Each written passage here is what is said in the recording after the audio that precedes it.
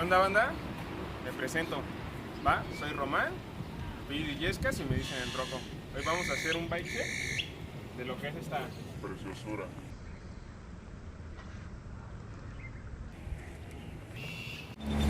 Tenemos aquí un frame AlbiX AF Alex Donache 26, unos cranks Profile Column 22 milímetros, sistema Spline, unos pedales RAM, tenemos un plato igual con sistema Spline, Signet 22 milímetros con su guardia, tenemos un asiento que la verdad no recuerdo qué marca sea, pero ahí está, ¿no? Tenemos un poste pivotal Sunday y tenemos una cadena Shadow medio eslabón.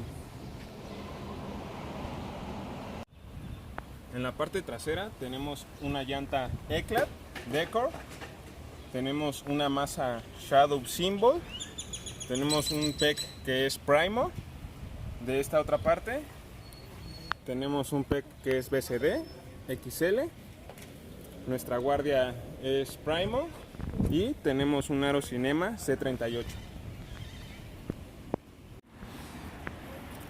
Por la parte delantera yo utilizo unos grips Shadow Maya, un manubrio Chocolate. En el poste tenemos un poste madera, el modelo Spari. Tenemos unas tazas Eclat, modelo Wave.